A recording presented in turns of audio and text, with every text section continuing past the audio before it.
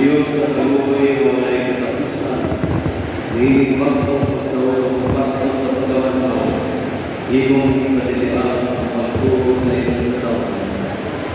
Gangi ang grasya kami mong ihatag na naman, ang pamagmul kami magpayo sa pakanti, sa bunyag, ang putos na naman, sa Espiritu ng pagkatawag na ang pag-usap, sa dugo ni Kristo na nagtubos na naman.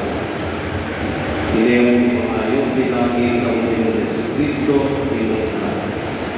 Nabuhin manay bantahin kong sa Espiritu Santo, Diyos na sa angko sa kamantura.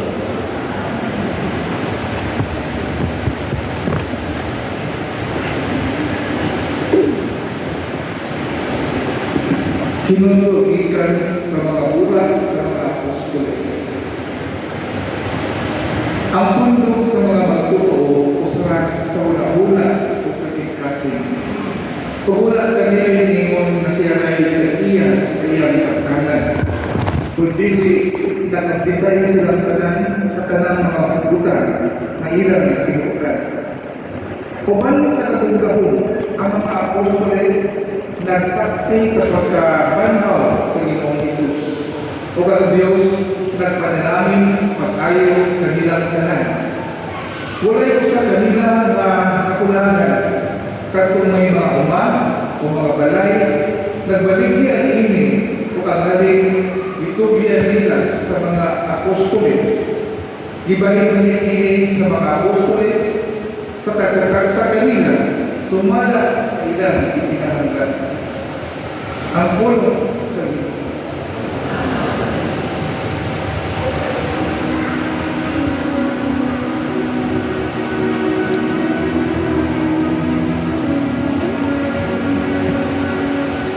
Pasalamati ang Ginoo ay sila maayo. Ngayong upang walay katapusan.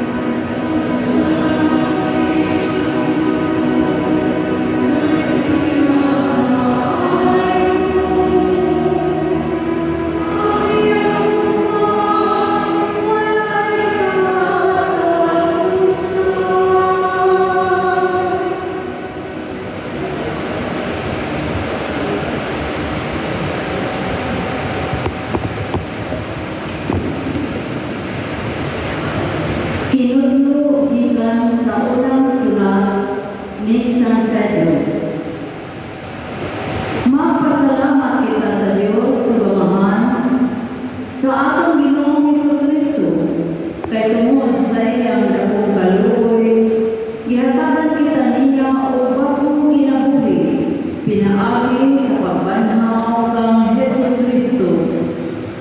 Ang iyang pagbanhaw mao'y naghatag kanato dili matarong nga paglaom ug sa panulundon nga dili madunot ni mahugaw ni mahanaw. Gitaganan niya kini dito sa langit alang kaninyo. Pinaagi sa pagtuo, gipanalipdan kamo sa gahom sa Dios alang sa kaluwasan nga andam na ipadayag sa katapusan sa panahon. Tungod niini, paglipay kamo, bisan tuod sa pagkakaroon, kinahanglan magsuko kamo sa mubong panahon tungod sa daghan ninyo mga alagtuson. Ang tuyo niini mao ang pagsulay kung tinuod bagayod ang inyong pagtuo. Kay bisan gani ang bulawan nga lumalakay lamang, sulayan man pinaagi sa kalayo. Ang inyong sa mapagtuo nga binilhon pa kaysa bulawan, labi pang sulayan aron maligon.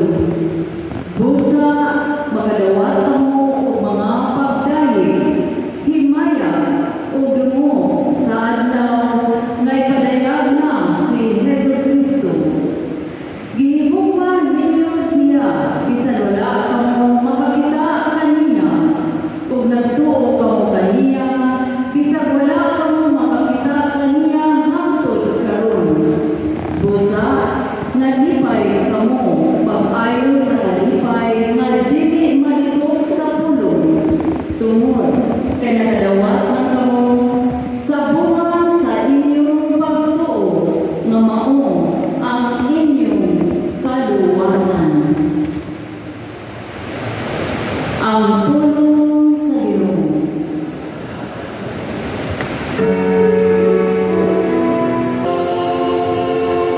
Ang Ginoo manahan ninyo.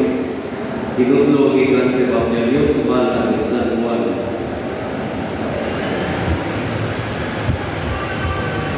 Sa pagkagabi na dinatong Domingo, nagtigom ang mga tinunan sulod sa lawak itrangkahan nila ang tahan kay nahanap sila sa mga kadagduan sa mga hotel. Unya mitunghan si Jesus sa taliwala nila ang tumingon. Mainyo ta ang kalinaw. Kuman siya makasulti rini, iyang ipakita nila ang iyang mga kamot o ang iyang hiling. Nalipay pagkayo ang mga tinunan sa ilang pagkakitaan ni Jesus. Kunya si Jesus mingon kanila. Mainyo ta ang kalinaw. Ingon kang ipadala ako sa amahan, ako sa nagpadala kaninyo. Gisulti niya kini, o kunya, ibuipan niya. Sila sa tuging at dawatan ninyo ang Espiritu Santo. Kung pasaylo ninyo ang mga sala sa mga tao, ipasaylo kini. Kung ang ilang mga sala, dili ninyo pasayloon, dili usap kini pasayloon. Si Tomas ang inanlan kaluha, usa sa napulong mga katinuan, wala mahiuban na nila sa pag-anla ni Jesus. Busa, isultihan siya sa upang mga tinuan. Nakita na mo ang Ginoo. Si Tomas mingon kanila, gawas kung makita mo ang o ikatipigon ang akong tulo sa kinalian sa malansang diha sa iyang kamot o mahikap ko ang saman sa iyang kilid, dili ako ito. Kuman mo na kay ang usap si Mana, nagtigong na usap ang matinunan sunod sa lawak o na hinuban kanila si Tomas. Gitrangkahan ang mga putahan apan nitong si Jesus o gibarog sa taliwalang ninaw mingon, Maingon ta ang kalinaw. Unya miingon siya nga Tomas. Tanawa ang akong kamot, ikapakili. Ikapausap ang samad sa akong kilid. Tuo o kayaw pagduha-duha. Si Tomas miingon kaniya, Ginoo ko o Diyos ko. Unya miingon si Jesus kaniya, ito ba tungod kay nakakita ka kanako? Ulangan ka itong mutuo bisan wala makakita kanako. Ugdagan pang mga milagro na gibuhat ni Jesus, sinangsingan sa iyang mga ginunan na wala ay sulat ni pasahuna. Apan isulat kini aron kamutuo na si Jesus mao ang Mesiyas, ang anak sa Dios, ug pinaagi sa mga pagtuo makabaton kamo ug kinabuhi dili na kinabuhi diha sa iyang anak. May suod ay Ebanghelyo sa atong Ginoo. May mga tanan may suod. Karon mao ang ikaduhang Domingo sa pagkabanhaw. The second celebrate Divine Mercy. Gitawag ko ng Divine Mercy Sunday. Ang balahang kaluoy sa Diyos. Atong kinaaging atong selebrasyon, atong makita din kung sa kahigugmaon din ang atong Ginoo. Magpadayon din siya sa iyang kinabuhi na nag-ubal ka nato. Kaya kung dili may hugmaon ang Ginoo, lisod yan sa uton ang atong kinabuhi. Divine Mercy tungod sa gugma sa Dios, dunay kaluoy. Utoy diha sa kaluoy, dunay pasaylo. Diha sa pasaylo, dunay kalinaw. Atong inumduman na igsoon nga ang Ginoo kanunay naghimo mga milagro, mga katinggalangang mga buhat, pinaagi sa simbahan sa kanawahan. Wala maging magic ang Ginoo, kundi pinaagi diha sa katilipan, sa atong banay, sa atong panantigong, mas sinati nato ang presensya sa Diyos na di nato makita. Naamong upan na direktugan na lang kita sila. Hindi na sila mo ito o simbahan na yung sila. Direktugan na lang po Kay Roman. Pero sa atong mga pagbasa, may isuon, atong yung katulog na ang Ginoo, man siya mapanhaw, nagpakita sa iyang mga tinunan niya sa ilang panagtigo. Saksihan nila ang mga maayong buhat sa nagkabuhi ng Jesus, sa nagpanaw ng Jesus. Mga kabaguhan sa kinabuhi o sa ilang paglantaw sa kinabuhi. Diha sulod sa simbahan, atong masinati o makita ang Ginoo na di atong makita. Naghimo siya o pinagro. So, naging sa atong kinabuhi o igsoon, yung Divine Mercy, usap ka imaingan ang Diyos, mahigugma ang Diyos, usap at angay siya pasalamatan nato. Kaya pagka mahigugma sa Diyos, maluloy man siya sa atong kaligtan. Mauna nga atong pasalamatan siya, kay tungod sa iyang gugma o iyang kaluoy, iyang ang ipasaylo, pinaagi sa kamatayon o pagkabanaw sa iyang anak. Kita isip katalikban, isip mga sakop sa lawas sa Kristo, ipasaylo. Muna ang kausahay atong tanaw, inilitaw ng samad, lansang, nag-iagian na samad, sa lansang, sa Panginoon ni Kristo, dahil ang kilig ni samad, imahinan na siya sa atong pagmasalat. Tungod sa sala, ay siya samad. Kaya kung wala doon tayo sala, hindi naman tayo magkinahanglan o pasaylo sa Ginoo. At may konsulta ba ka sa sala, mauna makainuntuman kita sa iyang mga samad. Atong tanawang Diyas yung pilit ang samad o ang mga samad sa iyang kamot. Nakatampo kita ni anak ay so, hindi kami magawa ko'y sala. Wala ko'y sala anak niya dili. Atong tanawang na ang Ginoo ay kugmaon. Kunya, tungod sa gugma, nagtanaw siya sa atong mga kasakit. Naatay kasakit tungod sa atong mga sala, mga binuhatan, maapay pasayloon, ang doon na tayo kalinaw, mabitaw yung pagpakita sa Jesus, tingin siya, ang kalinaw, manaan ninyo, manaan ninyo. Eh kung manaan tayo sala, huwag tayo kalinaw. Hindi ka mawang pasaylo sa atong ising kataw, wala rin tayo kalinaw sa atong mga sa atong ising pasing. Di yun hindi ka mawang pasaylo. Mula ang Ginoo, kung siya gugma, mapasaylo. Anong tarong ang iyang gugma, kung iyang ipakita kini sa iyang pasaylo, pinaagi sa pagkamatay, pagkanaw sa iyang anak. Kita nag-iusan. Diha sa mga milagro ni Jesus, ato ang makita din sa simbahan, makita ang nato sa pamilya. Kay atong ingon nga di nato makita ang milagro sa atong Ginoo kung kita absent. Wala ta sa community, wala ta sa pamilya, di nato sinati ang gugma, di nato makita mga milagro sa Ginoo.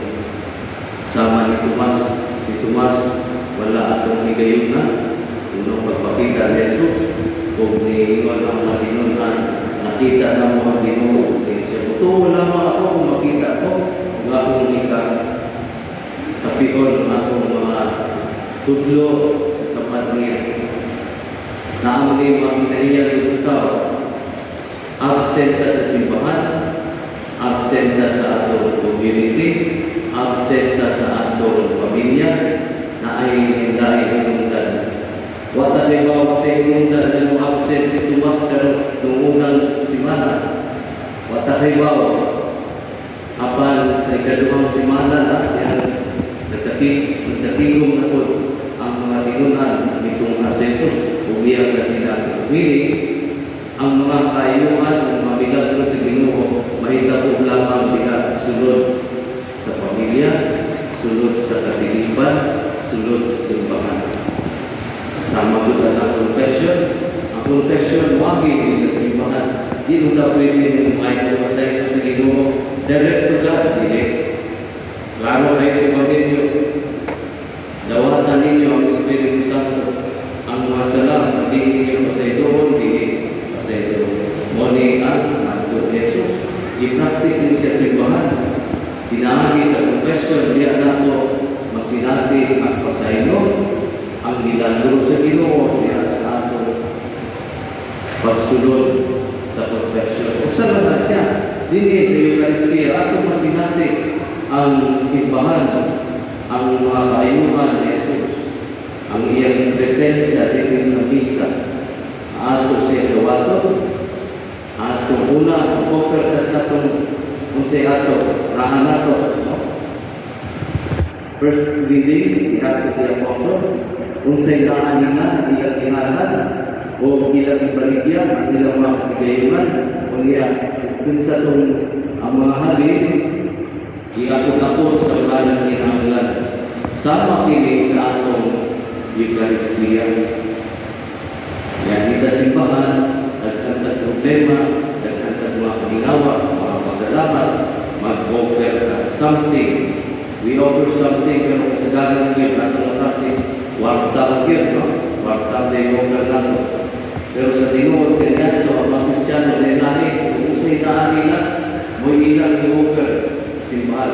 Kunya, during consecration, bago sa imuong lawas sa Pugong Kristo, kining atong offering din atong kaugalingon, usbon, mag-iusa kita sa lawas ng Kristo. And during communion, Atong gawaton ang lawas ni Kristo. Ang mga i-offer nato gihimo na naiusa diya sa lawas ni Kristo. Ug pag-ingon nga ang lawas ni Kristo, ingon ta, amen. Meaning nabago ang atong kaugalingon na atong gihalad sa misa. Mao ni siya ang concept, mao ni siya ang realidad nga atong masinati ang kaayuhan ang mga maayong buhat sa atong Ginoo. Pinaagi sa simbahan, pinaagi sa atong pamilya, pinaagi sa kalibingan, atong masinati ang kaayuhan sa Ginoo. Inaot ta kay suon kay atong tanawon bitaw. Harong mga panahon na daghan mga rason nga mong manipular kita sa pamilya, manipular kita sa community, manipular kita sa simbahan. Una siguro, ang mga patanon karon, o ang mga bata, mabuwag na sa pamilya tungod sa mga gadgets. Di na sila mamahaw, di na mag-iuto, di na sa mga pamilya, di na tumbang na lang sila sa ilang mga cellphones, mga alon tayo. Kanya ang ilang kong pag-ingkanan, maupuin na. Mas maayon na nagahag gadgets sa mga anak, kaysa mukhan tayo, mga ato lang na skilling, kung si tuko-tuko. Nabuwag na. Wala na sense of family. Na diha sa pamilya, masinati nato ang presensya sa Diyos. Kung dili sa simbahan, mabuwag kita kung mayroon ka na ating nato. Puros ang mga kasasala ang mga tao na puros ang mga libakiro. Di na lang kung ipon-ipon. Dahil mapunuan na inoon. Ang mga kasasala, kung ipon pa po, magdadhan rin. Mo na ka-moderate lugar, di ko na maayo. Kaya hindi ko sa simbahan, ang minato masinati ang kaayo sa Diyos. Pinagi sa iyo pagpasayo, iyang dugma, makita nato o masinati sulod sa simbahan, sa katidigban o sa atong pamilya. Nakakauta manekson sa atong pagkarayan ng Santos nga bisa atong masinati ang Ginoo ang iyang presensya o kita magpadayon sa atong kinabuhi puno sa paglaho ang Diyos buhi, ang Diyos na uban nato o siya na ang sundod na kita magtuho at sa pagkakita niya makita nato siya sa atong pagkakalusa dili sa simbahan, sa katiligban o sa atong panay. Libo. Nagatuwa ko sa Diyos na mahal makagagawa sa tanan, magbubuhat sa langit o sa iyo. Ug ang sa Kristo ay nakakabutod ng ilunan, naginamanapos sa dalang sa Espiritu Santo, gianak ni Maria Gabriel, gisakri sa subo ni Poncio Pilato, gilansag sa krus, namatay o lubog, pigusan sa mamayatay, sa ikatulong adlaw na banal, isa ka sa langit, nagalikod sa tuko sa Diyos sa Amahan, makagagahon sa tanan. Di ka nito bubalik siya ang paghukom sa mga buhay o sa mga minatay. Nagatuwa ko sa Espiritu Santo, sa Santa Iglesia Katolika, sa kaambitan sa mga santos, sa kapasayuan sa mga sala, sa pagkabanaw sa lawas, o sa kinabuhidan. Amen. National consecration to the Divine Mercy. Labing maluluyong Jesus, ikaw ang naon sa kaluoy sa Amahan. Tungod sa kaluoy, gitawag mo kami, mahimong maluluyong, sama-samahan, maong misyon na iyong itubyan ka namin, uban sa higit na pagsali, sa iyong malayay umubang hukma, ihalad na ang iyong kaugaling anak kanina, ugibutan ang iyong kaugaling, ubos sa manahimod sa iyong maluluyong pagkakinan. Gimusan na mo ang akong kaugalingon sa iyong higit mahalan, uban sa Espiritu Santo, ngadto sa Amahan, ang kami may mimpi na maunong ngadto sa iyong pagkamaluluyong. Kalmi kami talbala sa pagmamalo sa mga buwan, tali sa mga nasod o mga kalisang na nagsamot kalaman. Kalmi kami alam sa mitaya na masala, bago sa kamatuan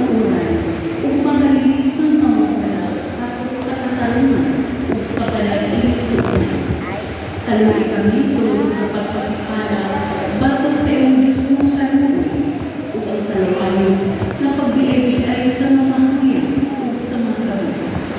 Kaluoy kami tungod sa pag-abuso, batok sa dignidad sa tao, nasala batok sa kinabuhi ug pamilya.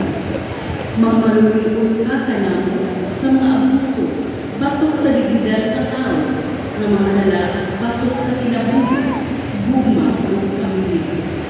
Tabangi kami o Ginoo, aron kami makasalamin sa imong kaluoy ngadto sa mga tao sa among talihok. Bantay kami nga imong katawhan, nagpanagbiya, aron na sa panahon sa kalisod. Dili kami mawawala sa paglaan, kundi uban sa dakwagsan. Itugyan namin ang kagaling sa imong balaang pagbuto. Himuha kami nakaimanan sa kampanya, sa uban